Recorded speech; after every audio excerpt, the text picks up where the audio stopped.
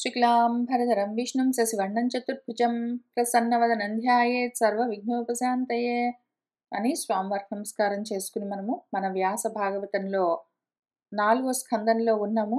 3వ అధ్యాయం మొదలు పెట్టుకోవలసి ఉన్నది. పోయిన వారం ఏం జరిగిందంటే, మనవాడు దక్షుడు అనగనగా ఒకానొక సమయంలో ప్రజాపతులు చేసుకుంటూ ఉన్న సత్రయాగానికి వెళ్ళాడు.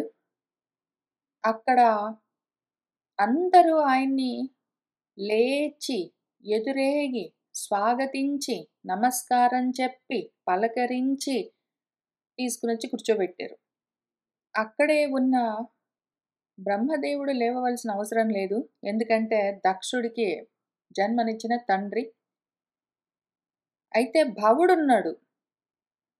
భవుడికి దక్షుడు పిల్లనిచ్చిన తండ్రి, మామగారు. భవుడు లేచి నిలబడలేదని ఆయనకి చాలా కోపం వచ్చింది. అనరాని మాటలన్నీ అంటున్నాననుకొని ఆయన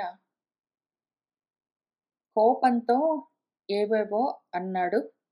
అవన్నీ ఒకసారి ఊరికనే చూద్దాం మనము. ఆయన ఏమంటున్నాడంటే, నేను అజ్ఞానంతోటో మాత్సర్య భావంతోటో అనట్లేదు. లోకపాలకుల యశస్సును హరించేవాడు ఈయన అని చెప్పాడు. ఇది వాళ్ళంతా భవుడి పరంగా, శివుడి పరంగా చూద్దాము. లోకపాలకులు, యశస్సు అంటే వ్యాప్తి అని అర్థము. లోకపాలకులు వ్యాపించడం అన్నది ఉండదు, మొత్తం లయించడమే ఉంటుంది శివుడి దగ్గర. కాబట్టి లోకపాలకుల యొక్క వ్యాప్తిని ఆపేవాడు, అన్నింటినీ లయం చేసేవాడు. త్రపము అంటే సిగ్గు అని అర్థము.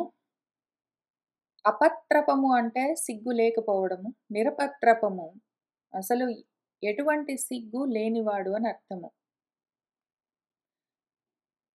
సిగ్గుపడవలసిన కర్మలు చేసేవాడు కాదు. కాబట్టి ఆయన సిగ్గుపడవలసిన పని లేదు. పరులు నన్ను ఏమైనా అనుకుంటారు అని సిగ్గు ఎప్పుడు పడతామో, అధర్మం చేస్తూ ఉన్నప్పుడు, నేను చేసే అధార్మికమైన కర్మలకు, నా చేష్టలకు ఎవరైనా నన్ను నిందిస్తారేమో అని సిగ్గుపడవలసి ఉంటుంది. అటువంటివి లేనివాడు కాబట్టి శివుడు నిరపత్రపుడై ఉన్నాడు. సద్భిః ఆచరితః పంథా, సత్పురుషులు ఆచరించే మార్గము ఈ స్తబ్దుడి వల్ల చెదిరిపోతుంది. ఎందుకంటే మార్గము ఈయన దగ్గరికి వచ్చి ఆగిపోతుంది. ఈయనను దాటి ఇంక వెళ్ళటానికి మార్గం ఏమీ లేదు. ఎవరైతే ఈయన కోసం వెతుకుతూ వస్తూ ఉన్నారో ఈయన దగ్గర ఆ మార్గము ఆగిపోతుంది. కాబట్టి అవును, నిజము. ఆ మార్గాన్ని స్తంభింపజేస్తాడు. అక్కడికి ఆగిపోయే మార్గం ఇదే. ఆ మార్గము ఇక్కడికొచ్చి ఆగిపోతుంది కాబట్టి సద్భిః ఆచరితమైన మార్గము ఈయన వల్ల స్తంభింపబడుతుంది. అది నశించిపోతుంది, ఇంక ఉండదు. ఈయనను తెలుసుకుంటే ఇంక మార్గాలు ఎందుకు? ఈయనను చేరుకోవడం కోసమే కదా మార్గాలు అని చెప్తూ, నా కూతురిని అనవసరంగా ఈయనకి ఇచ్చాను అంటూ ఉన్నప్పుడు, సావిత్రిని సాధువుకి ఇచ్చినట్టు అన్నాడు. ఆయన మన దక్షుడు దూషిస్తున్నాను అనుకున్నా కూడా నిజంగా కూడా సావిత్రి అంటే ఏదైతే ప్రసవిస్తూ ఉంటుందో దాన్ని సన్మార్గంలో ఉన్న వాళ్ళే తెలుసుకుంటూ ఉంటారు. ఎందుకు అంటే ఆ ప్రసవిస్తూ ఉన్న ఏ సావిత్రి ఉన్నదో ఆ మూలాన్ని తెలుసుకుంటే దాన్ని చేరుకుంటాము. అదే మరి మార్గము. పైగా ఆయన మర్కటలోచనంతోటే ఉండవలసి ఉంటుంది. ఎందుకు అంటే కటము అంటే తొలగించడము అని అర్థము. మృతత్వాన్ని తొలగించే చూపుతో ఉన్నవాడు. అటువంటి వాణ్ణి తీసుకునొచ్చి నా కూతుర్నిచ్చి పెళ్లి చేశాను అని చెప్తున్నాడు. మర్కటలోచనుడు అంటే ఏదో కోతి లాంటి కన్నులున్నవాడని ఈయన అనుకుంటున్నాడు మనసులో గాని, మర్కటము అంటే మృతత్వాన్ని నిర్మూలించే చూపు, అమృతత్వాన్ని ప్రసాదించే జ్ఞానమై ఉన్నాడు.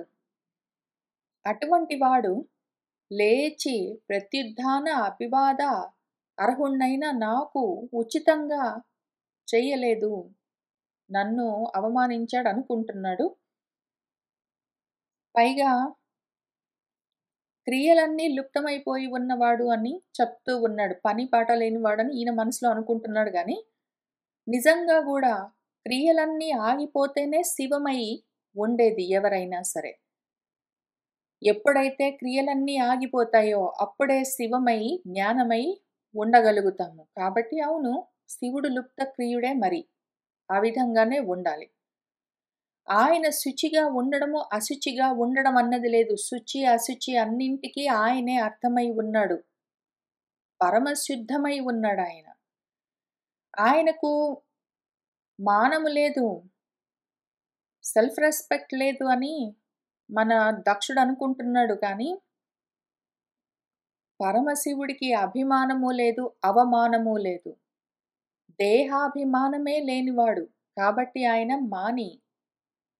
అన్నింటినీ సమానంగా చూసేవాడు. భిన్న సేతువని చెప్తూ ఉన్నాడీన. బంధాలన్నింటినీ తెంచుకున్నవాడు కట్టుదప్పిపోయాడు అని మన దక్షుడంటూ ఉన్నాడు గాని, సేతు అంటే కట్టు అనర్థము. దేనికి కట్టు? భిన్నాలన్నీ ఏవేవి ఉన్నాయో వేరువేరుగా ఉన్న ద్వంద్వాలు వాటన్నింటినీ కలిపి ఉంచేవాడు. అగ్నిని, నీటిని, చీకటిని, పగలును, ఆకాశాన్ని, భూమిని, మంచిని, చెడును, సత్తును, అసత్తును, అన్ని రకాల ద్వంద్వాలను, భిన్నాలను కలిపి ఉంచే కట్టు ఆయన. కట్టి ఉంచుతాడు. ఆయన పశుపతి. పాశములతో వాటిని కట్టి నిలిపి ఉంచుతాడు ఆ విధంగా. అటువంటి వాడికి ఉసతీం గిరం శూద్రాయ. ఉసతి అంటే ఉత్కృష్టమైన అని అర్థమున్నది. ఈ ఉసతి గిరం ఉత్కృష్టమైన వాక్కున్నదో దాన్ని శూద్రుడికిచ్చినట్టు అంటే, శూద్రం అంటే శ్రవణం చేసేవాడని అర్థము.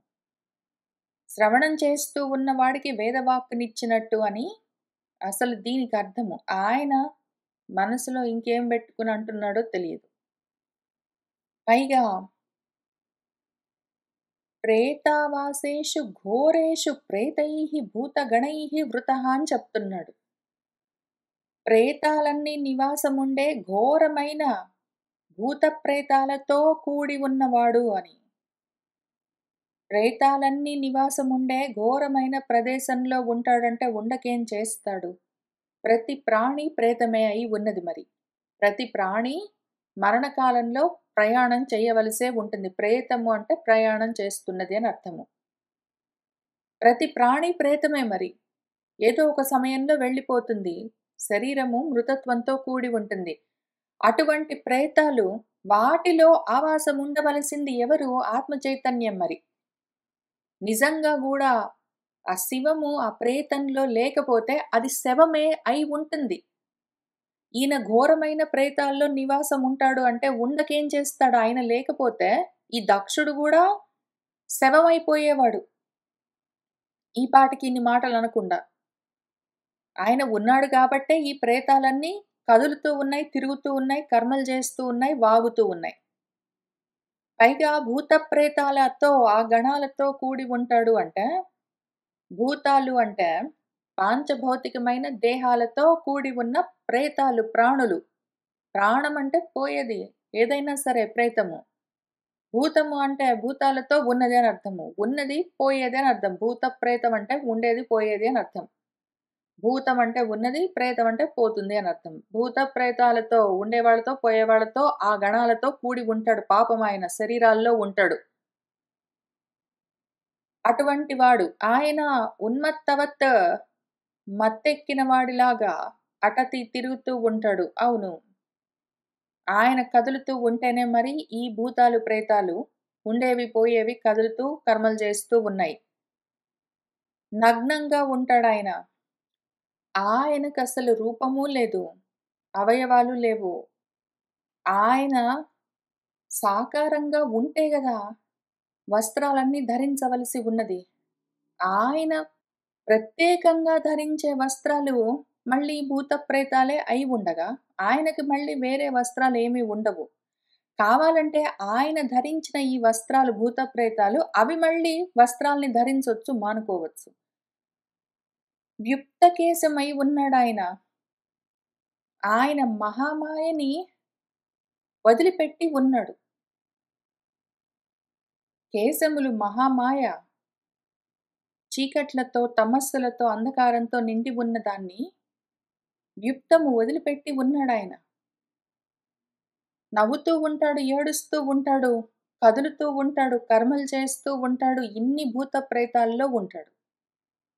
అంతటా ఉంటాడు, అన్నిట్లో ఉంటాడు. ఆయన ఉన్నాడు గాబట్టే అవి కదులుతూ, కర్మలు చేస్తూ, మాట్లాడుతూ ఉన్నాయి. నవ్వుతూ, ఏడుస్తూ ఉన్నాయి. చితా భస్మము స్నానంగా పూసుకుని ఉంటాడు అంటే, అవును మరి. చిత్ చైతన్యాన్ని ఆయన ధరించి ఉంటాడు.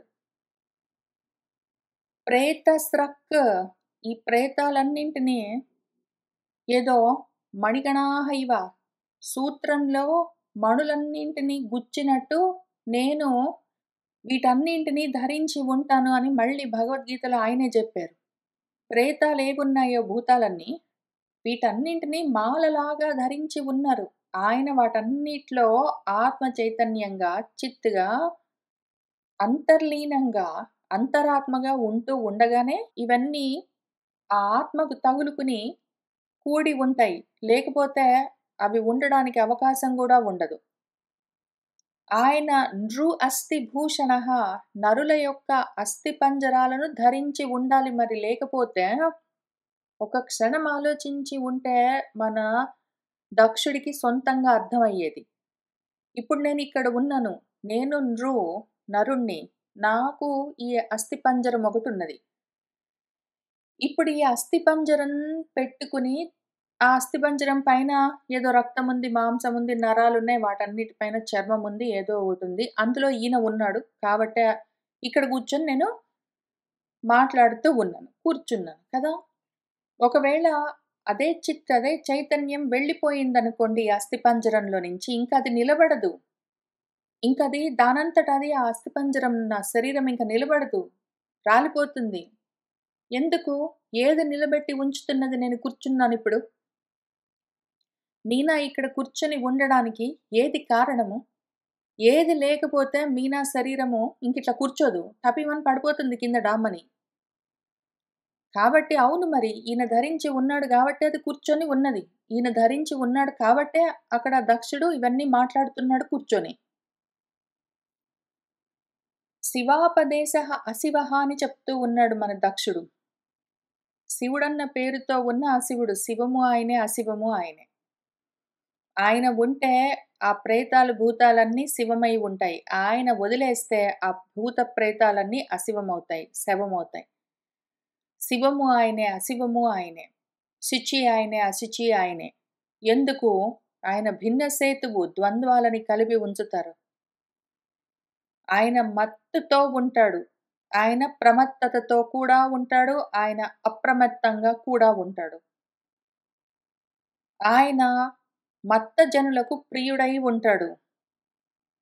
ఆయన అప్రమత్త జనులకు కూడా ప్రియమై ఉంటాడు. ప్రమథ భూతాలకు మనస్సులను, కోరికలు ప్రమథనం చేస్తూ ఉంటే అటువంటి భూతాలు ప్రాణులేవున్నాయో వాటిని పాలిస్తూ ఉన్న పతి అయి ఉన్నాడు. ఆ కోరికలను కాపాడుతూ ఉంటాడు. కోరుకున్న కోరికలను ఈడేరుస్తూ ఉంటాడు. కోరికలెక్కువైతే వాటిని ఆపేస్తూ ఉంటాడు. తమో మాత్రమై ఉన్న ఆత్మస్వరూపంగా ఉన్నాడు. ఎందుకు? ఎప్పుడు? లయం చేస్తూ ఉన్న సమయంలో తమో మాత్రంగా ఉంటాడు.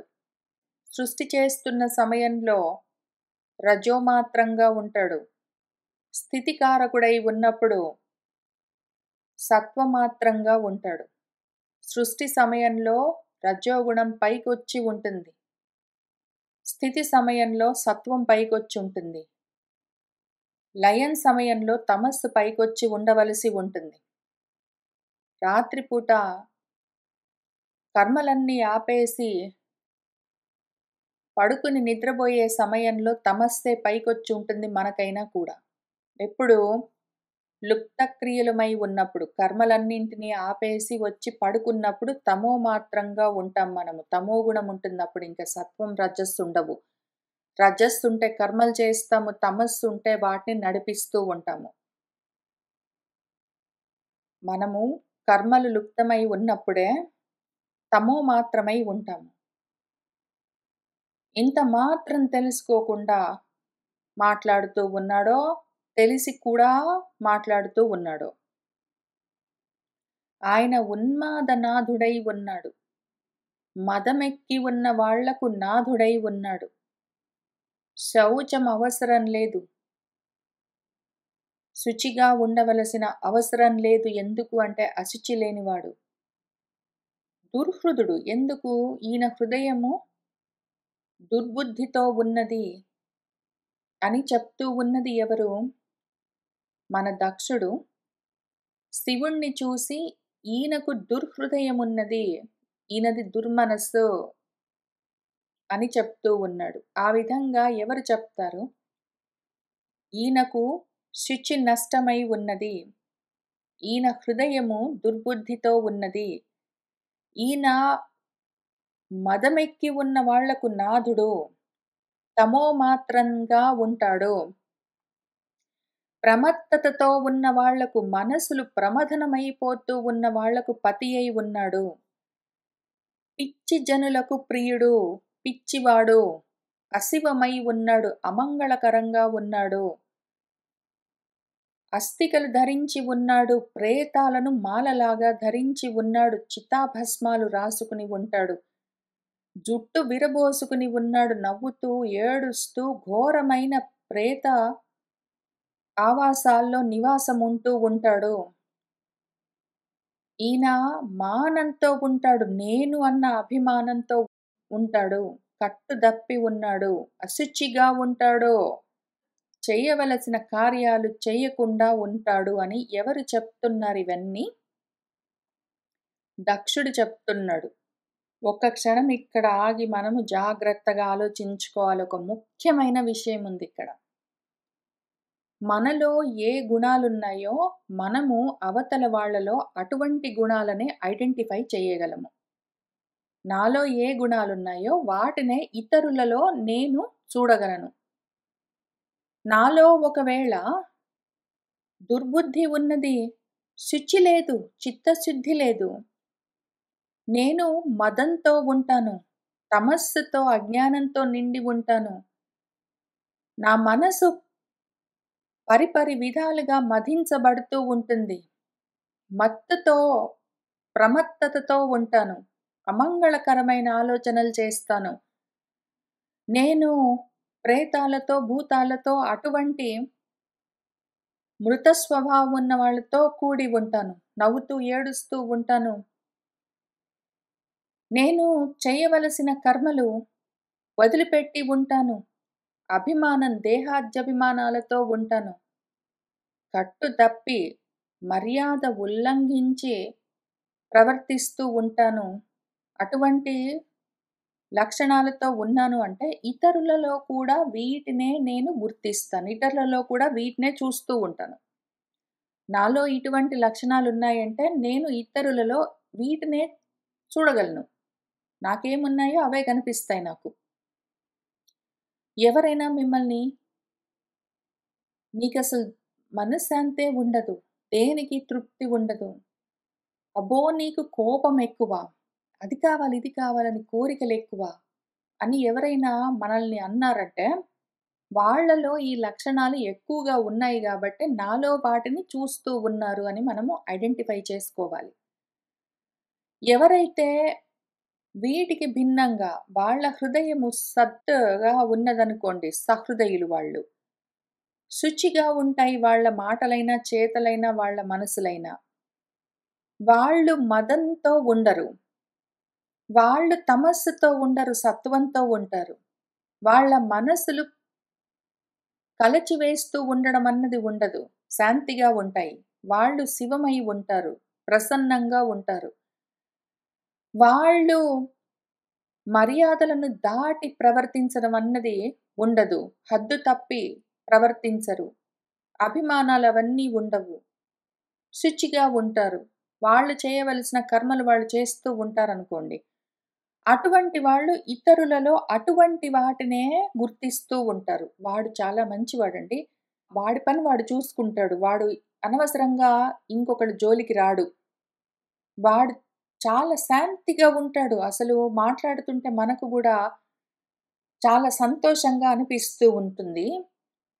మనసు గూడా చాలా మంచిదండి ఆయనది అని ఎవరు చెప్తారు? ఆ చెప్తున్న వాళ్ళలో ఈ లక్షణాలుంటే, ఇతరులలో వాటినే చూస్తూ వాడు వాటి గురించి చెప్తాడు.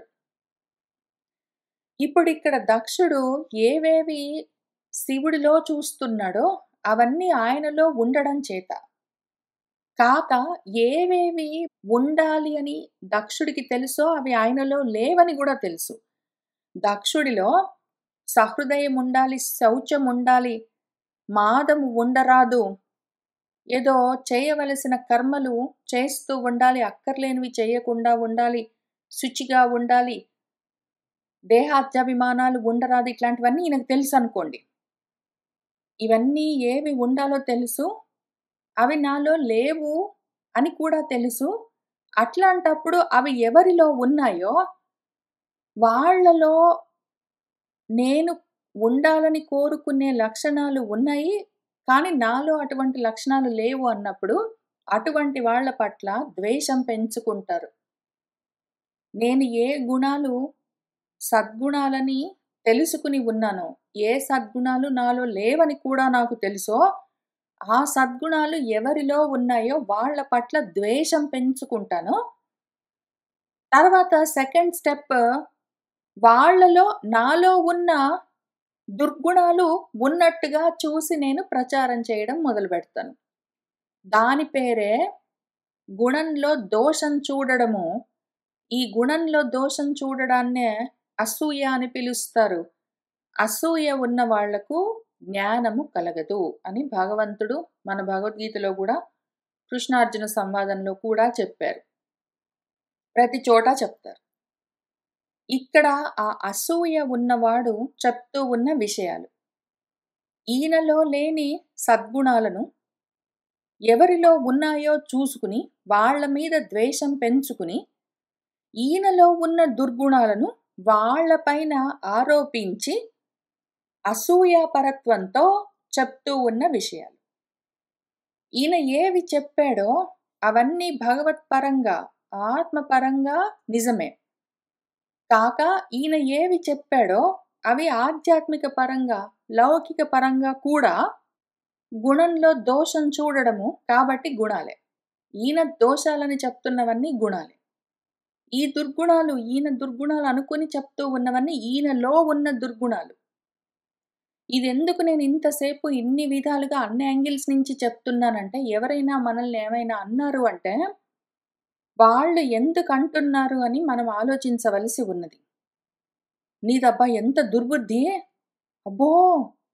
నువ్వు అసలు నోటికి ఎంత మాటొస్తే అంత మాట మాట్లాడుతావు. అమ్మో! నీ కోపం ఎక్కువ అని ఎవరైనా నన్ను అన్యాయంగా అంటే, వెంటనే కోపం తెచ్చుకోవడం గాదు. కూర్చొని ఆలోచించుకోవాలి. ఎందుకంటున్నాడు వీడు? ఎందుకు అంటే, ఒకటి వాడిలో ఏ గుణాలున్నాయో అవి నాలో కూడా చూడగలడు వాడు. నాలో అసలు నిజంగా గూడా ఒక్కటి గూడా మంచి గుణం లేకనే పోయిందా? ఒక్కటి గూడా నా గురించి మంచి మాట్లాడకుండా వాడు అన్నివి మాట్లాడుతున్నాడు అంటే, వాడికి మంచి చూసే లక్షణం లేదు అంటే, వాడిలో అటువంటి లక్షణాలు లేవు. అటువంటి లక్షణాలు వాళ్ళలో మంచి లక్షణాలు లేకపోయేసరికి అవి నాలో కనిపిస్తే నా మీద ద్వేషం పెంచుకుని, వాడిలో ఉన్న దుర్లక్షణాల్ని నా మీద ఆపాదించి నాకు చెప్తూ ఉన్నాడు. వాడు చెప్తూ ఉన్నది వాడి గురించి, నా గురించి కాదు అని మనము చాలా జాగ్రత్తగా అర్థం చేసుకోవాలి. లేకపోతే ఏమవుతుందంటే ఎవరేదన్నా సరే మనము కోపాలు తెచ్చుకుని, తాపాలు తెచ్చుకుని మనసులు జారిపోయాయంటే మనము శివమవ్వము, అశివమవుతాము. మనము అప్రమత్తులమవ్వము, మత్తులమవుతాము. మనసు జారిపోయి జ్ఞానానికి నోచుకోకుండా ఆత్మకు దూరమైపోతాం. ఎవరైనా నన్నేదైనా అన్నారంటే, నేనెందుకు వెంటనే కోపం తెచ్చుకోను అని కూర్చొని ఆలోచించుకోండి. ఎవరైనా నన్నేదైనా అంటే ఎందుకు కోపం తెచ్చుకుంటున్నాను అని కూర్చొని ఆలోచించుకోండి. మీ వైపు నుంచి మీరు ఆలోచించుకోండి. ఎప్పుడైనా సరే ఎవరైనా మిమ్మల్ని ఏదైనా అన్నారు అంటే, వాళ్ళ వైపు నుంచే ఆలోచించడము అత్యవసరము. మళ్ళీ ఒకసారి చెప్తాను. నన్నెవరైనా ఏదైనా అన్నారు అంటే, నన్ను అన్నారు అని ఆలోచించుకున్నాను అంటే, నేను జారిపోతాను. నన్నెవరైనా ఏమైనా అన్నారు అంటే, అన్నవాళ్ళ వైపు నుంచే ఆలోచించాలి. వాళ్ళు ఎందుకన్నారు ఆ మాట? అందులో ఏమైనా నిజంగా నిజం ఉన్నదనుకోండి. నా గురించి వాళ్ళు నీకు చాలా కోపం ఎక్కువ అని నాకు చెప్పారనుకోండి. నిజమే నాలో కోపం ఎక్కువ ఉన్నదనుకోండి. ఆ కోపాన్ని తొలగించుకునేందుకు ఇది అవకాశంగా వాడుకోవచ్చు. నాలో నిజంగా కోపం లేదు వాడు అన్యాయంగా అంటున్నాడనుకోండి. మనస్సులో వాడేది చూసాడో అది నా మీద ఆరోపించి చెప్తున్నాడు మంచిది అనుకోవచ్చు. మూడో రకంగా వాడు దేనికో బాధపడుతున్నాడు ఎవ్వరిని ఏమనలేక నన్ను తిడుతున్నాడు పోనీ అనుకోవచ్చు. 3 విధాలుగా కూడా నన్నెవరైనా ఏమైనా అంటే కోపం లేకుండా ఇన్ఫర్మేషన్ ప్రాసెస్ చెయ్యొచ్చు. దానికి ఇనీషియల్‌గా ఎక్కువ టైం పడుతుంది. ఎక్కువగా ప్రాక్టీస్ చేయవలసి ఉంటుంది.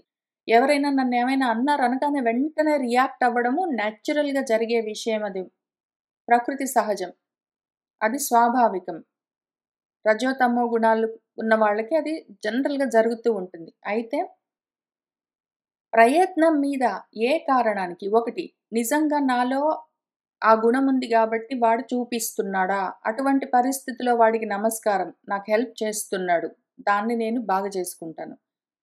లేదా రెండోది నాలో ఆ గుణం లేదు అయినా అంటూ ఉన్నాడా? అయితే అది వాడిలో ఉన్న గుణమా? వాడిలో ఉన్న గుణాన్ని నా మీద ఆరోపించి చెప్తూ ఉన్నాడా? మంచిది నమస్కారం. లేదా వాడు పాపం మంచివాడే. ఆ సమయంలో వాడికి దేని గురించో చాలా దుఃఖం కలిగింది. ఎంతో బాధపడుతున్నాడు.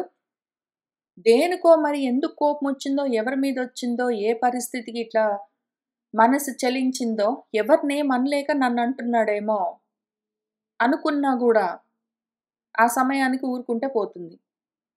ఈ రకంగా 3 విధాలుగా మనల్ని మనము శివంగా నిలబెట్టుకోవాలి. మనమెప్పుడు శివమై ఉండాలి. అందుకు ఎంత ప్రయత్నమైనా చేయాలి. అసలు ఇప్పుడిప్పుడే స్టార్ట్ చేస్తే చాలా సమయం పట్టొచ్చు. సగం దారిలో ఉంటే ఇంక కొంత దూరంలో ఆ స్థితికొస్తాము. అక్కడే ఉన్నామంటే మాత్రము ఆ ఆత్మశాంతి అప్పుడే తెలుస్తుంది. ఆ శివము ఆ స్థితికొచ్చినప్పుడే తెలుస్తుంది. నేనివన్నీ నా మీద ఎన్నో రకాల ఎక్స్‌పెరిమెంట్స్ అన్నీ చేసుకొని చూసుకునే చెప్తూ ఉన్నాను. ఇక్కడ నాతో కూర్చున్న మీ అందరికీ మధ్య మధ్యలో చెప్తూ ఉంటాను. కొత్తగా నా దగ్గరకొచ్చి చదువుకోవడం మొదలుపెట్టిన వాళ్ళు నీకు కోపమొస్తుందని, లేతే నువ్వేమన్నా అంటావని అని అట్లా నాతోటన్నప్పుడు వాళ్ళకి గూడా చెప్తూ ఉంటాను. కావాలంటే 3 నెలలు టైం ఇస్తాను. 3 నెలలు ప్రయత్నం చేయండి. మీ ఇష్టమొచ్చిన పద్ధతిలో ట్రై చేయండి. నాకు కోపం తెప్పించడానికి ప్రయత్నం చేసి చూడండి అని. తెప్పించలేకపోయారు ఇంతవరకెవరు. ఎందుకు? ఇదిగో ఇదే ప్రాసెసింగ్ చేస్తుంటాను కూర్చొని. అయినా కూడా ఎప్పుడైనా మనసు జారొచ్చు. మళ్ళీ దాన్ని ఇంతే ప్రాసెస్ చేయడం, కూర్చోబెట్టడం. ఎవరి కోసం చేస్తాం? మన కోసం కాబట్టే చేసుకోవాలి కూర్చొని. వేరే వాళ్ళొచ్చి చేసేదేమీ లేదు. సరే కాబట్టి మనవాడేదో అన్నాననుకున్నాడు. ఎంత చేసినా గూడా ఆ శివం కదిలేది లేదు. అది కోపించేది లేదు. దాంతో ఈయన కోపం ఇంకా ఎక్కువయ్యి ఆయన శాపనార్థాలకు గూడా దిగాడు. శాప అనర్థాలు, శాపనార్థాలు. ఏవో అనర్థపూరితమైన శాపం అంటే వాక్కులను నేను ఇస్తూ ఉన్నాను అని అనుకున్నాడు. ఏమి చెప్పాడు మళ్ళీ? ఇంద్ర ఉపేంద్రాదిభిః దేవైః సహభాగం దేవయజనే లభతాం అయం అన్నాడు. ఈయన ఇంద్రుడు, ఉపేంద్రుడు మొదలైన దేవతలతో పాటు భాగాన్ని పొందకుండుగాక అన్నాడు. ఇంకిక్కడి నుంచి మనము కొంచెం సీరియస్‌గా మన మార్గాలేంటో చూసుకుంటూ వెళ్దాము. మనకు 2 మార్గాలుంటాయి. అసలు ఈ జన్మ తీసుకుంటే ఇందులో నుంచి మనకు 2 మార్గాలుంటాయి. కర్మ మార్గం ఒకటి, జ్ఞాన మార్గం ఒకటి అని 2 ఉంటాయి. అసలు ఈ కర్మ మార్గమా, జ్ఞాన మార్గమా వేరే విషయము. ఈ జన్మలోకి రావడానికి ముఖ్యంగా ఒకటే మార్గం. ఆత్మస్థితి నుంచి జారి జన్మల్లోకి రావడానికి అసలు ఒకటే మార్గం ఉంది. కిందికి జారిపోతే ఇక్కడికొచ్చి కూర్చుంటాం. ముందు ఆ మార్గం గురించి చూసి, ఆ తర్వాత కిందికొచ్చిన తర్వాత అక్కడి నుంచి పైకొచ్చే మార్గమేంటో చూసుకుంటూ వెళ్దాము. ఇప్పుడు ఎప్పుడెప్పుడైతే నేను ఇంద్రియాలు, ఇంద్రియాల ఉపసమీపే దగ్గరగా ఉండేవి ఉపేంద్రాలంటే ఇంద్రియ విషయాలు. ఇంద్రియాలు, ఇంద్రియ విషయాలేవున్నాయో కన్నన్న ఇంద్రియము, దానికేదో దృశ్యము. నాలుక అన్న ఇంద్రియము, దానికేదో రుచి. వీటితో పాటు ఆ ఇంద్రియాలను నడిపించే శక్తులేవేవి ఉన్నాయో, వీటితో పాటు కూడి ఈ ఆత్మకు భాగము లేకపోతే, ఎప్పుడు దేవయజనము కర్మల్లో, నేను చేసే కర్మల్లో దేవం అంటే మళ్ళీ దివ్యత ఇతి అని ఇంద్రియాలని అర్థం. ఇంద్రియాలు చేసే యజ్ఞాలేంటి? కర్మలు. నేను చేసే కర్మల్లో నేను ఇంద్రియాలను, ఇంద్రియ విశేషాలను, ఇంద్రియ విషయాలను మాత్రమే చూస్తాను. ఆత్మ గురించి పట్టించుకోను అని ఎప్పుడైతే నేను అనుకుంటానో, దేహం దగ్గర దాకొచ్చి ఇంకక్కడ ఆగిపోతానో, దేహేంద్రియ మనోబుద్ధుల దగ్గరే ఆగిపోయి ఆత్మ వరకు నేను ఆలోచించనో, నేను చేస్తున్న కర్మల్లో ఆత్మ గురించిన ప్రస్తావనే లేదో, అటువంటప్పుడు నేను జారిపోతాను. అది విషయము. అప్పుడు జన్మలొస్తాయింక. ఇంద్రులు, ఉపేంద్రులు, దేవతలు గావాలి గానీ, నాకు ఆత్మ వద్దంటే వచ్చేదేమి అనాత్మే ఉంటుందింకప్పుడు. జన్మలొస్తాయి. అనాత్మపూరితమైన జన్మలొస్తాయింకా. ఆ రకంగా కోరుకుని మరి ఆ జన్మ తీసుకునే వాళ్ళెవరుంటారు? దక్షులుంటారు. దక్షులు అంటే దక్షిణ మార్గంలో వెళ్ళిపోయేవాళ్ళు అనర్థము. కర్మలు చేస్తూ వెళ్ళిపోయేవాళ్ళు అనర్థము. ఈ దక్షిణ మార్గం గురించి, అధమమైన జన్మలు తీసుకోవడం గురించి మాటి మాటికి చెప్తారు ఎక్కడ పడితే అక్కడ. ఇదే భగవద్గీతలో మనకు ఒక 141, 140 పేజ్ నంబర్ చూద్దాము. ఇక్కడ మన భగవంతుడు ఎన్నో అధ్యాయము? ద్వాత్రింశం 32వ అధ్యాయంలో, మూడో స్కందంలో 32వ అధ్యాయంలో దక్షిణ మార్గం అని చెప్తూ ఇంతవరకు 20వ శ్లోకం వరకు దక్షిణ మార్గం, దక్షిణేన పద అని చెప్పారు. ఈ దక్షిణ మార్గం కాక ఇంక ఇక్కడి నుంచి మళ్ళీ దైవీ మార్గము, ఉత్తర మార్గం గురించి కూడా జ్ఞానమాత్రమైన మార్గం గురించి చెప్తూ వచ్చారు. ఇంక వీళ్ళు జ్ఞానయోగంతో పైకి వెళ్ళిపోతారు, ఊర్ధ్వగతులు పొందుతారు అని చెప్తూ వచ్చారు. మొత్తం కలిపి 2 మార్గాలుంటాయి మనకు. ఉన్నవి 2 మార్గాలు. ఒకటటు, ఒకటిటు. అయితే దక్షిణ మార్గంలో కర్మలు చేయడానికి వెళ్ళిపోవడం. లేదా ఉత్తర మార్గంలో వాటిని దాటుకుంటూ వెళ్ళిపోవడం. 2 యోగాలున్నాయి మనకి లక్షణాలు. వాటిని మనము కర్మ నిష్ఠ, జ్ఞాన నిష్ఠ లేదా కర్మయోగం, జ్ఞానయోగం అని పిలుస్తూ ఉంటాము. దాన్నే మళ్ళీ కర్మయోగం అన్న 3వ అధ్యాయంలో భగవద్గీతలో కూడా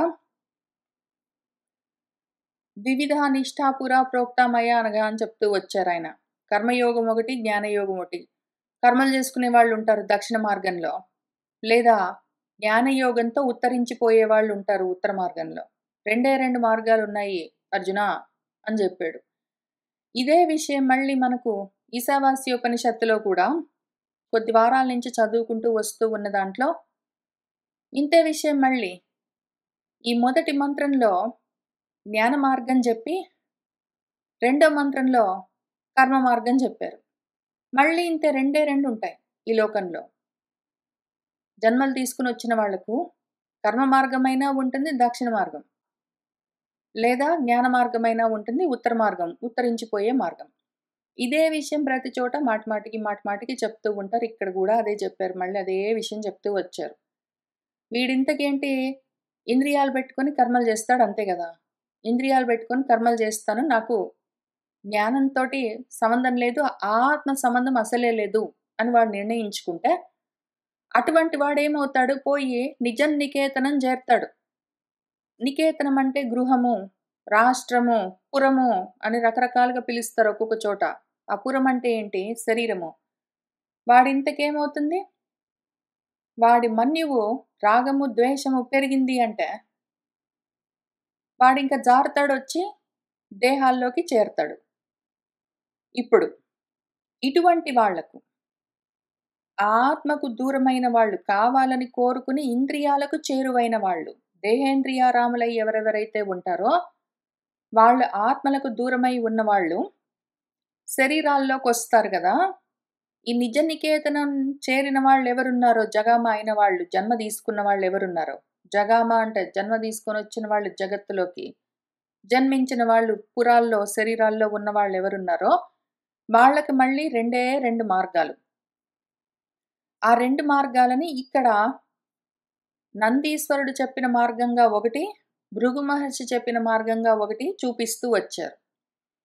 ఆనందము జారిపోయిందంటే, దుఃఖంలోకి వెళ్ళిపోయాడంటే వాడు, ఇంకా శోకమయమైన కర్మల్లోకి చేరుతాడు. దక్షిణ మార్గంలో ఉంటాడు వాడు దక్షుడు. వాడి పరిస్థితి ఎట్లా ఉంటుంది అంటే, అని ఇక్కడ ఏది చెప్తూ ఉన్నారో, అవన్నీ మళ్ళీ మనకిక్కడ 3వ స్కందంలో ముందే కపిల భగవద్గీతలో చెప్తూ వచ్చారు. మళ్ళీ అది కూడా చూపిస్తాను నేను. ఎందుకు అంటే ఇవన్నీ చెప్తూ ఉన్న విషయం ఒక్కటే.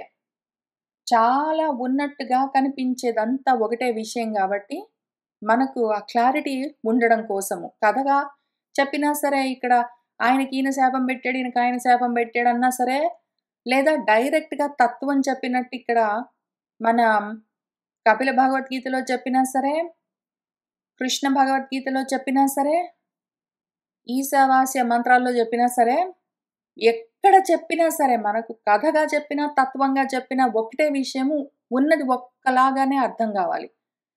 కథగా చెప్తే మనం కథగా వింటాం. అందులో తత్వం తెలియట్లేదు. తత్వం ఉన్నది అంటే సరే ఇక్కడ నిజంగా ఆయన 2 మార్గాలున్నాయంటున్నాడు. సరే మంచిది అనుకోని, ఈ 2 వేరు వేరుగా చూడరాదు. వ్యాసుడు అక్కడక్కడ తత్వంగా డైరెక్ట్‌గా చెప్పినా సరే దాన్ని అట్లానే పట్టుకోవాలి. అక్కడక్కడ కథగా చెప్పినా సరే దాన్ని అట్లానే పట్టుకోవాలి. ఆయన ఎట్లా చెప్పినా మనం ఒకటే విధంగా తత్వంగానే పట్టుకోవాల్సుంటుంది. అందుకని కలుపుకొని చూసుకుందాము. ఇక్కడ మన దక్షిణ మార్గంలో, కర్మ మార్గంలో ఉన్న వాళ్ళ కోసం చెప్తున్నారు. కర్మ మార్గంలో ఉన్నవాళ్ళు ఎట్లా ప్రవర్తిస్తారు? వాడు జన్మ తీసుకొనొచ్చాడు గదా పాపం జగత్తులోకి. వాడు మర్త్యుడై ఉంటాడు. మృతత్వంతో ఉంటాడు. ఆ ఉద్దేశం అంటే ప్రదేశం, ఆ దేశం, పురంలో ఉంటాడు. మృతత్వంతో కూడిన మరణశీలమైన దేహంతో ఉంటాడు. భగవంతుడు వీడికి ద్రోహమేమీ చెయ్యడు. భగవంతుడు వీడిని వదిలిపెట్టి ఉండడు.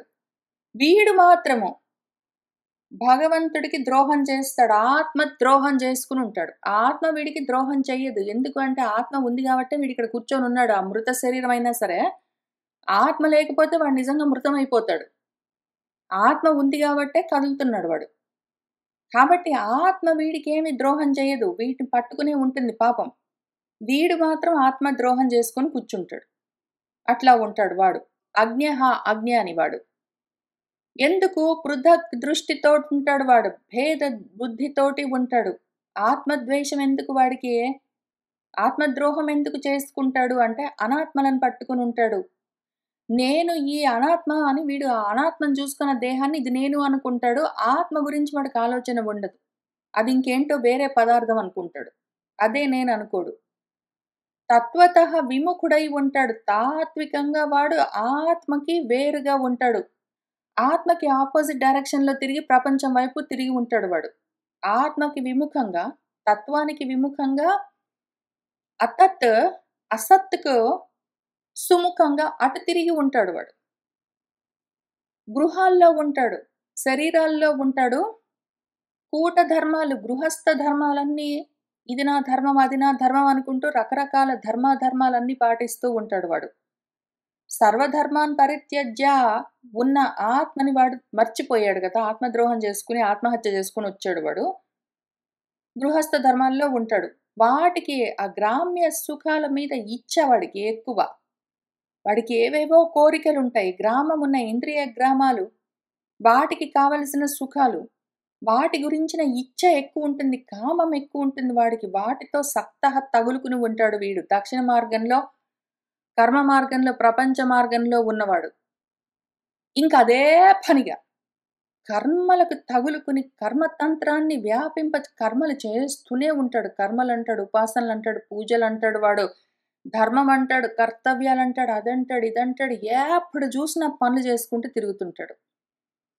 పాపం వాడు వేదవాద విపన్న ధీహి. వేదం గూడా ఊరుకోవచ్చు కదా! రకరకాల వాదనలన్నీ చేస్తుంది. అది కూర్చొని వేదము, నువ్వు ఇవన్నీ చేసావంటే నీకు ఈ లోకాలన్నీ వస్తాయి. నువ్వు ఇవన్నీ చేసావంటే నీకు ఇంత పుణ్యాలొస్తాయి. దీంతోటి నీకు ఇంత సుఖాలొస్తాయి. ఇన్ని అనుభవాలొస్తాయి. ఇహంలో ఇన్ని సాధించొచ్చు. పరంలో అన్ని సాధించొచ్చు అన్నది ఏవేవో చెప్తుంటే కూర్చొని వీడన్నీ చదివి, విని, వాటిని ఉన్నాయని నమ్మి, కావాలని ఆశించి, దాంతో విపరీతంగా ఆపన్నము పాపము, ఆపద కొని తెచ్చుకుని ఆ బుద్ధి వాడిది ఇంకా ఆ రకంగా కర్మలు చేసుకుంటూ తిరుగుతుంటాడు పాపం. వాడి బుద్ధి ఎట్లా ఉంటుందంటే పరాభిధ్యాయిన్య, పరమైన విషయం వాడికి ఆత్మ విషయాలు వాడికి అవసరం లేదు. ఆత్మకి వ్యతిరేకంగా ఉన్న పర విషయాలు, అక్కర్లేని పరాయి విషయాలన్నిటి మీద ధ్యాస వీడికి. ధ్యాయతో విషయాన్ పుంసా చేసుకునేవాడు జారిపోతూ ఉంటాడు.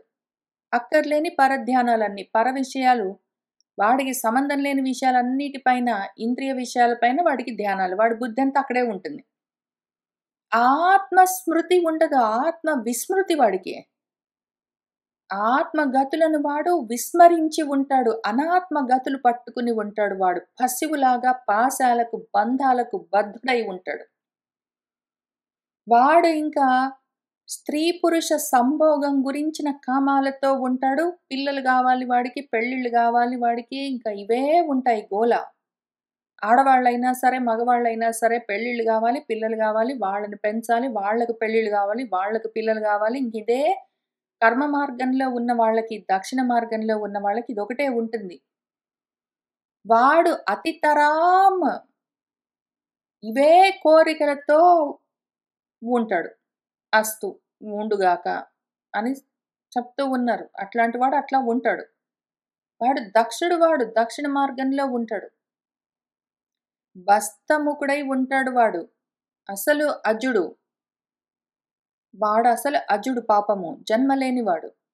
ఇప్పుడు అక్కర్లేకుండా జన్మలు తెచ్చుకుని ఇంకా అచిరకాలం ఇంకిక్కడే ఉంటాడు ఇట్లనే.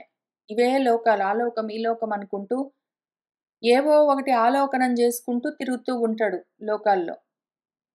వద్దురా ఇది నీకు సంబంధించిన విషయం కాదు అంటే అటువంటి అవిద్యలన్నీ బెట్టుకునే, అదే విద్య, అదే మహాజ్ఞానం అనుకుంటాడు. వాడి బుద్ధికి అట్లా అర్థమైతుంది. అవిద్యలు, అసత్ విషయాలన్నీ పెట్టుకొని, అసత్ విద్యలేవున్నాయో, ప్రాపంచిక విద్యలన్నీ, ఈ లోకాలొస్తాయి, ఆ లోకాలొస్తాయి, ఇది చేశావంటే, ఈ దానాలు చేశావంటే, ధర్మాలు చేశావంటే, పుణ్యాలు చేశావంటే అని చెప్తూ ఉంటే, వాటన్నిటిని పట్టుకొని అవే విద్యలనుకుంటాడు వాడు. కర్మమయమై ఉంటాడు వాడు. జడుడు వాడు. వాడింకా ఈ సంసారంతో ఇంకిక్కడే సంసారంలో తిరుగుతూనే ఉంటాడు. ఎవడు? ఎవరెవరైతే సర్వ అవమానినం అమ్మో! ఎవరెవరైతే ఈ రకంగా చేస్తారో, అటువంటి వాళ్ళు ఎవరెవరైతే సర్వుడంటే నా దుఃఖాలను శృణాతి హినస్తి ఇతి అని నా దుఃఖాలని తొలగింపచేసేవాడెవడున్నాడో, జన్మ దుఃఖాలను, భవ దుఃఖాలను నిర్మూలించేవాడెవడున్నాడో వాడిని అవమానిస్తాడు, పట్టించుకోడు. అటువంటి వాళ్ళందరెవరున్నారో, వాళ్ళననుసరించే వాళ్ళెవరున్నారో వాళ్ళందరూ సంసారాల్లోనే తిరుగుతూనే ఉంటారు. ఆత్మద్రోహాలు చేసుకుని, ఆత్మహత్యలు చేసుకుని ఉంటారు. ఇదొక మార్గం ఉంటుంది మనకు. పాపం వాళ్ళందరూ మంచివాళ్ళే. వాళ్ళందరూ చాలా దక్షతతో కర్మలు చేస్తూ ఉంటారు. పాపం వాళ్ళందరూ వేదాన్ని నమ్ముతారు. పాపం వేదంలో చెప్పినట్టే కర్మలన్నీ చేస్తూ ఉంటారు. ఆ వేదమేమో యామిమాం పుష్పితాం వాచాం అని అక్కడ మనకు కృష్ణ భగవద్గీతలో చెప్పినట్టు పుష్పిణ్యా గిరః శృతాయాః శృతులన్నీ వేదవాక్కులన్నీ పువ్వుల్లాగా మధువులు ఊరే గంధాలతో కూడిన మాటలన్నీ చెప్తుంది. వేదాల్లో ఎన్నో వాక్యాలుంటాయి. నువ్వు ఇవి చేసావంటే అవొస్తాయి, అవి చేసావంటే ఇవొస్తాయని కర్మకాండ భాగంలో కర్మోపాసనలుగా ఎన్నో చెప్తుందది పాపం. అవి చెప్పినవన్నీ వీళ్ళు నమ్ముతారు. ఎందుకంటే వీళ్ళ బుద్ధి అక్కడ ఉంటుంది గాబట్టి. ఇదంతా అవిద్య అని కూడా చెప్తుందది. మన వేదము ఇవన్నీ చెప్పి, ఇవన్నీ ఇట్లా ఉంటాయి అని వీళ్ళు అనుకుంటుంటారు అని చెప్పి, ఇదసలు విద్య గాదు. విద్య ఏది మనకి? బ్రహ్మ విద్యే విద్య. బ్రహ్మ విద్య కానిది విద్య కాదు అని చాలా క్లియర్‌గా వేదం చెప్పినా గూడా అది అట్లా అర్థం గాదు. అది ఏది అవిద్య అని చెప్తుందో అదే విద్య అన్న బుద్ధితో ఉంటారు వీళ్ళు. ఆ వేదం చెప్తున్న పువ్వుల్లాంటి మాటలన్నిటిని పట్టుకొని మధువులుంటాయి వీళ్ళకున్న ప్రాబ్లమ్ ఏంటంటే మధువులుంటాయి, కోరికలుంటాయి, మమకారాలుంటాయి.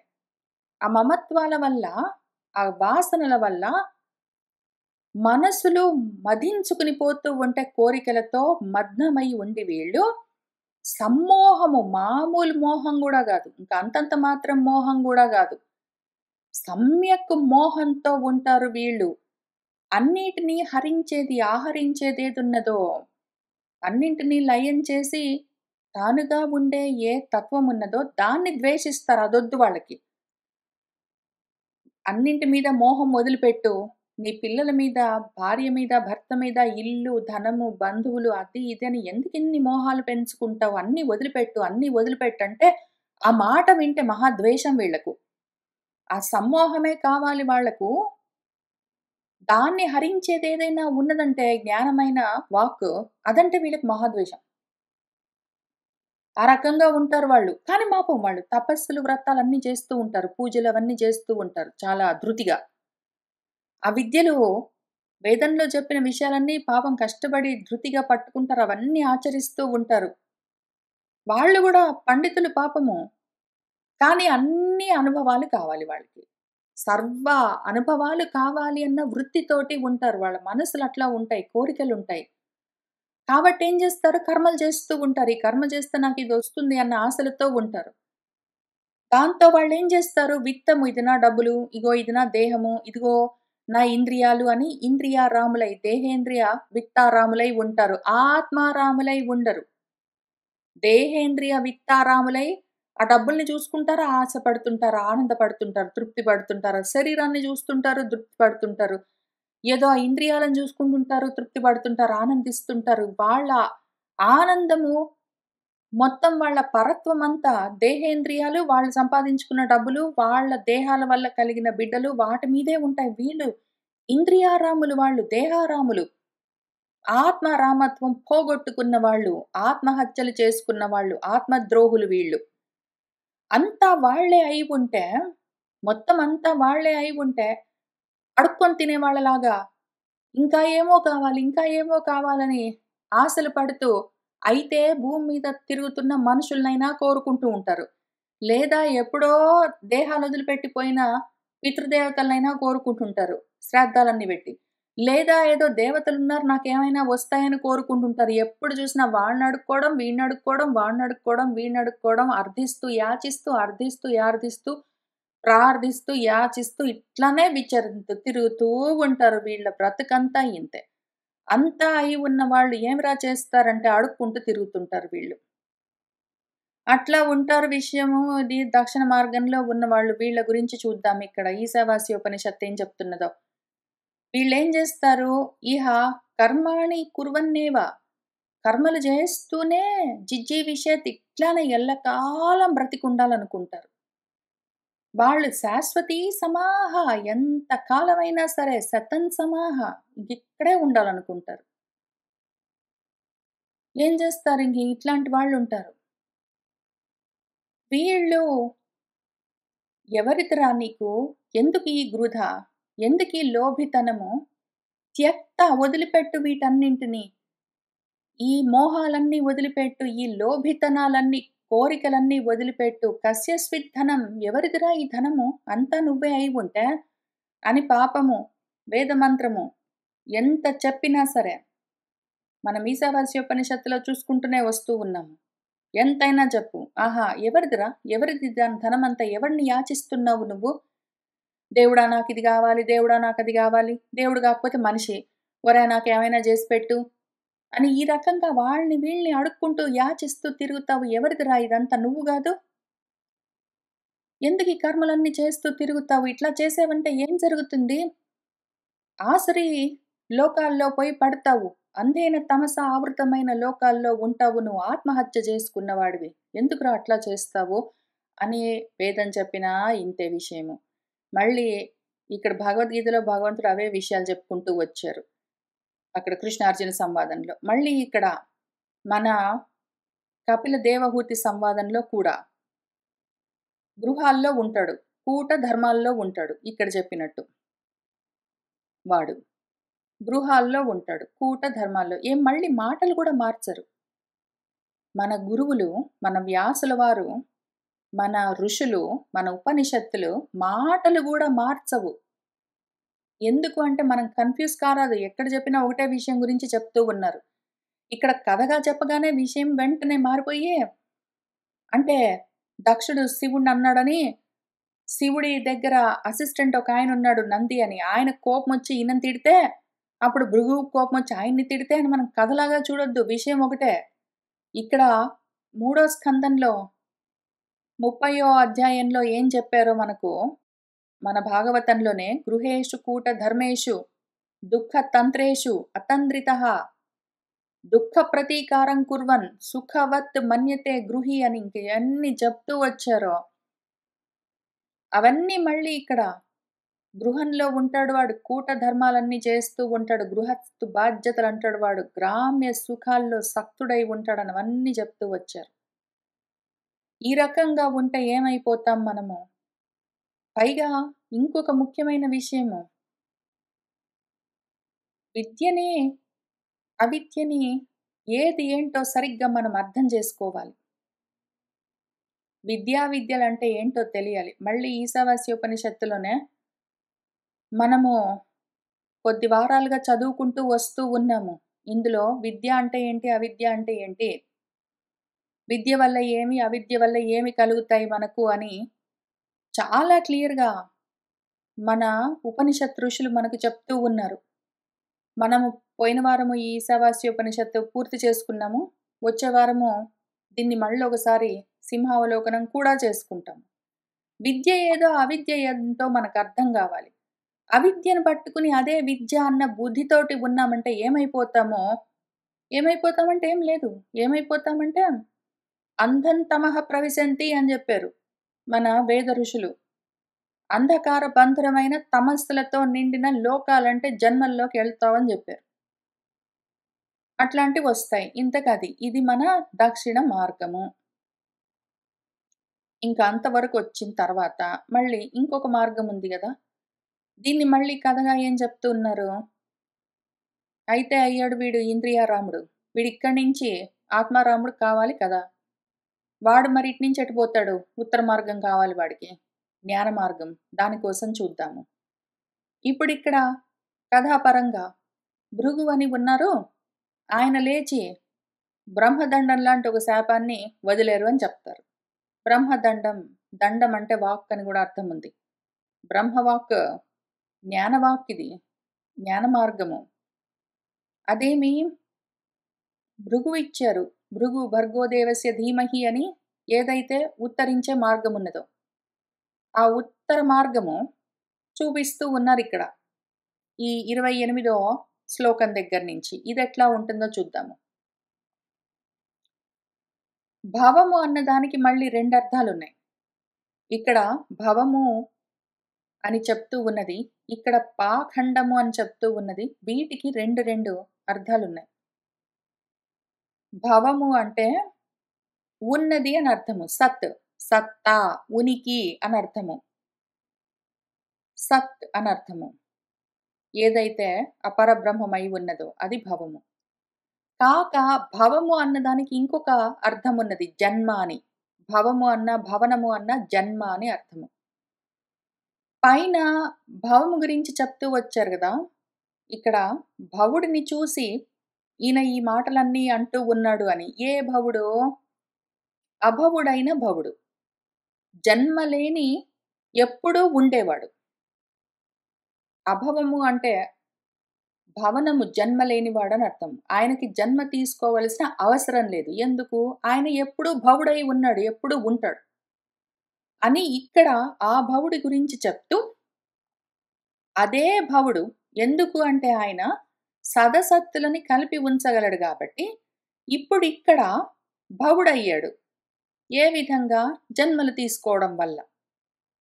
ఇక్కడ భవము అంటే భవనము జన్మ. ఈ జన్మ తీసుకోవడమే వ్రతంగా పెట్టుకున్న ఆచారంలో ఉన్నవాళ్ళుంటారు. వాళ్ళు అదే పనిగా కర్మలు చేస్తూ ఉంటారు. కర్మలెందుకు చేస్తారంటే జన్మలొస్తుంటాయి గాబట్టి. జన్మలొస్తుంటాయి గాబట్టి కర్మలు చేస్తుంటారు. కర్మలు, జన్మలు, కర్మలు, జన్మలు అన్న చక్రము నడుస్తూ ఉంటుంది. అదే వ్రతంగా పెట్టుకుని వాళ్ళు అనుష్ఠానం చేస్తూ ఉంటారు. దాన్ని ఆ చక్రాన్ని ధరించి ఉన్నవాళ్ళున్నారు. చక్రధరపురం అని నా చిన్నప్పుడు చందమామలో ఒక కథ చదివాను.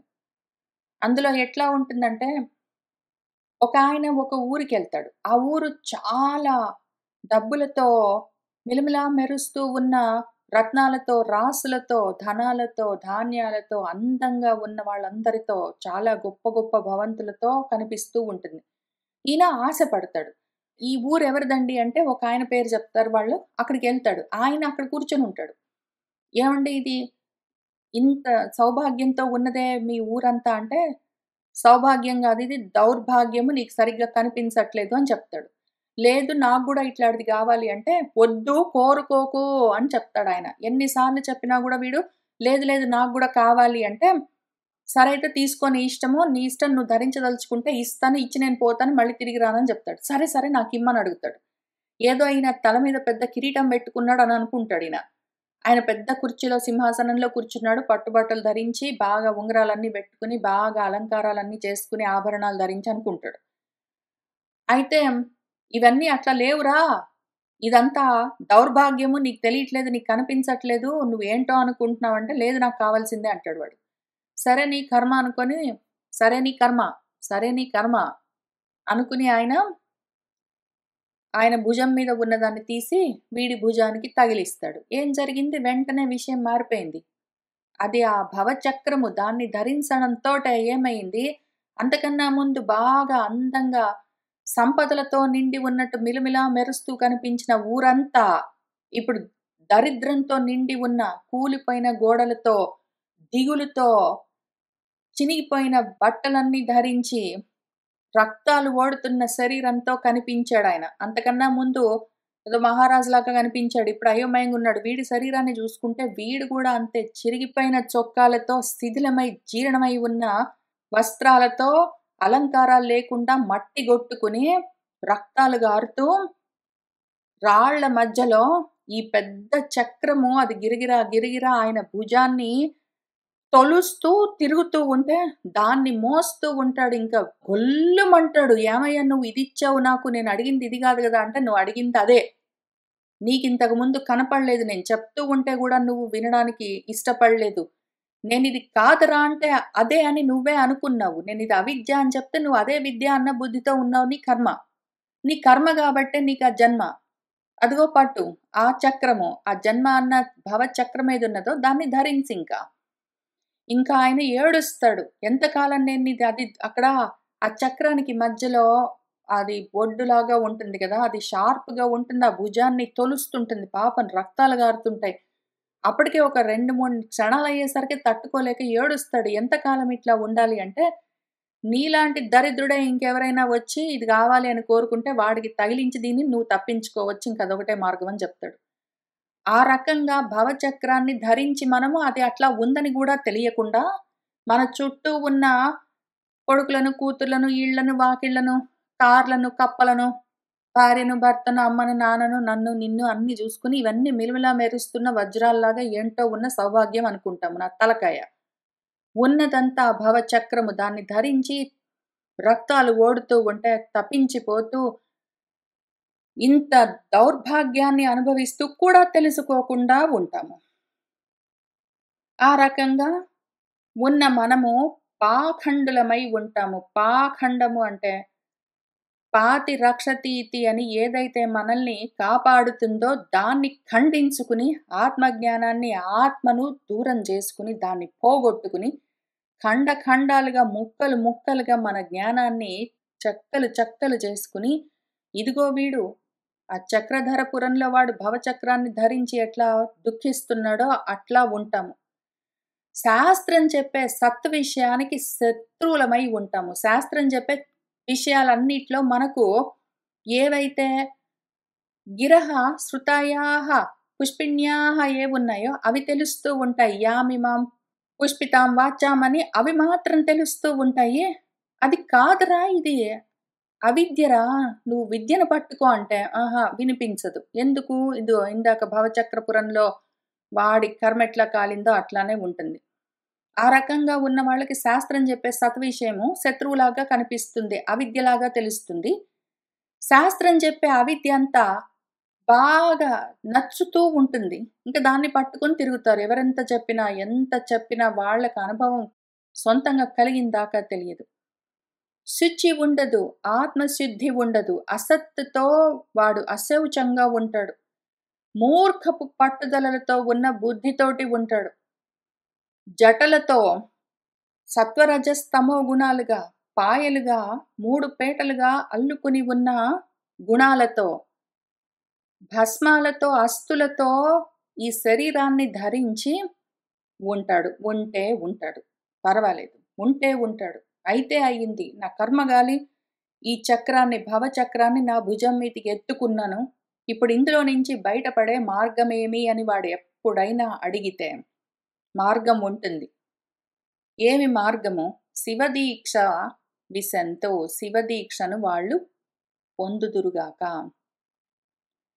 అశివాన్ని కాకుండా శివాన్ని పట్టుకున్నారంటే వాళ్ళు, ఎక్కడైతే దైవము సుర అయి ఉంటుందో, ఆసురము కాదు. ఆసురత్వం అంటే ఏమి? అసువులలో రమించడము. విత్త దేహేంద్రియ రామత్వము ఆసురము.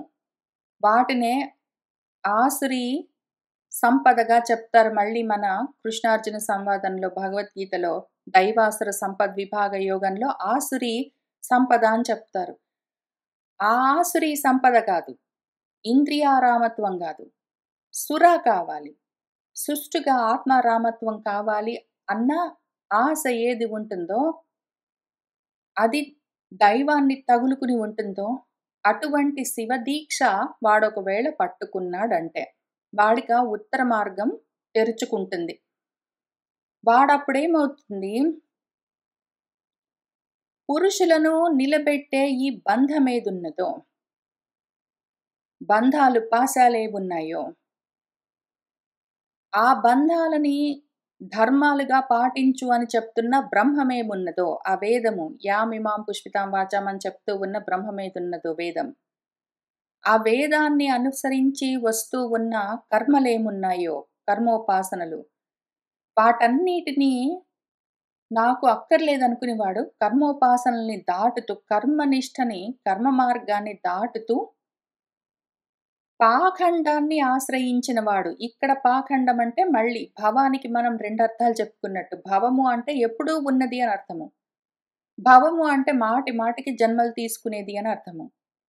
భవము అంటే సత్, భవము అంటే అసత్ లాగానే పాఖండము అంటే ఇక్కడ ఏదైతే నన్ను పాలిస్తుందో దాన్ని ఖండించే వాళ్ళవుతారని ఇక్కడ పాఖండినః అని చెప్పుకున్నాం గదా! ఇక్కడ పాఖండము అంటే పాపాన్ని ఖండించడము. పాపము అన్నదానికి మళ్ళీ 2 అర్థాలున్నాయి. మీరు కావాలంటే సంస్కృతంలో గాని, తెలుగులో గాని దానికి అర్థం జూసుకోండి. పాపము అంటే పాతి రక్షతీతి అని మనల్ని కాపాడేది అని అర్థమున్నది. పాపము అంటే పతన కారణము అని దానికి అర్థమున్నది. ఇక్కడ మనల్ని కాపాడేదాన్ని పోగొట్టుకోవడము అని అర్థము. ఇక్కడ మన పాపాలని ఖండించుకోవడము అని అర్థము. పాపాలని ఖండించే జ్ఞానమేదున్నదో దాన్ని ఆశ్రయించి ఆ విధంగా ఉన్నవాడు సనాతనమైన శివపంథ మంగళకరమైన మార్గంలో, ఉత్తర మార్గంలో లోకాన్ని దాటుతూ వెళ్ళిపోతాడు వాడు. ఇదే ఈ లోకంలో ఉన్న మంగళకరమైన మార్గము. 2 మార్గాలున్నాయి. ఒకటి దక్షిణ మార్గము, ఒకటి ఉత్తర మార్గము. ఏ మార్గంలో నువ్వు వెళ్తున్నావని నువ్వు చూసుకోవలసి ఉంటుంది. మన పూర్వీకుల నుంచి, పూర్వతరం నుంచి పారంపర్యంగా ఏ మార్గాన్ని, ఉత్తర మార్గాన్ని అవలంబిస్తూ వస్తూ ఉన్నారో, ఆ మార్గము మంగళకరమైన మార్గము మనకెప్పుడూ తెరుచుకుని ఉంటుంది. ఆ మార్గానికి ప్రమాణమేమి అంటే జనార్దనుడే. ఆ జనార్దనము, అదే బ్రహ్మము, అదే పరమశుద్ధము, అదే పరము, అదే పరమశుద్ధము, అది శుద్ధము, అది సత్పురుషుల చేత ఆచరించబడే మార్గము, అది సనాతనమైన మార్గమై ఉన్నది. ఇటువంటి మార్గాన్ని ఎవడైతే విగర్హ్య వద్దనుకుంటాడో వాడు మళ్ళీ ఈ మార్గం వద్దు, ఈ పాఖండం వద్దు అన్నాడంటే ఈ పాఖండానికి వెళ్తాడు. ఆ భవం వద్దు అంటే ఈ భవానికి వెళ్తాడు. ఈ పాఖండం వద్దు అనుకుంటే ఈ పాఖండానికి వెళ్తాడు వాడు. కాబట్టి ఒకవేళ చెప్తూ ఉన్న ఈ బ్రహ్మ మార్గము, పరబ్రహ్మము, పరమశుద్ధము, సనాతనమైన సన్మార్గమేమున్నదో దాన్ని వద్దు అనుకున్నాడంటే వాడు దక్షిణ మార్గంలోకి వెళ్ళిపోతాడు. ఇంకా మళ్ళీ అక్కడ దైవం ఎవరు? భూతరాట్, పంచభూతాలతో తయారైన ఏ విరాట్ స్వరూపము బ్రహ్మాండం ఉన్నదో, బ్రహ్మాండం ఆది భౌతికము, విరాట్ ఆది దైవికము, విరాట్ పురుషుడు ఆది దైవికము, విశ్వం ఆది భౌతికం. ఇంకా అందులోకి ఆ బ్రహ్మాండంలోకి వెళ్ళిపోతాడు వాడు. ఇంకా ఇవే ఉన్నవి 2 మార్గాలు అని ఇక్కడ 4వ స్కందంలో చెప్పినా అంతే, భాగవతంలో 3వ స్కందంలో చెప్పినా అంతే, భాగవతంలో ఎన్ని అధ్యాయాల్లో చెప్పినా అంతే, భగవద్గీతలో ఈశావాస్య ఉపనిషత్తు మొదలుపెట్టి ఎన్ని ఉపనిషత్తుల్లో చెప్పినా అదే విషయం. కాబట్టి ఉన్నవి 2 మార్గాలు. ఏ మార్గంలో వెళ్ళదలుచుకున్నావు నువ్వో చూసుకో, దాన్ని అనుసరించు, వెళ్ళు, మంచిది, శుభం అని చెప్తూ ఉన్నారు. ఇవాళ ఇక్కడికి ఆపుదాము. వచ్చే వారం కలిసి కూర్చుని 3వ అధ్యాయాన్ని మొదలు పెట్టుకుందాము. సర్వం శ్రీకృష్ణ పరబ్రహ్మ పాదారవిందార్పణమస్తు.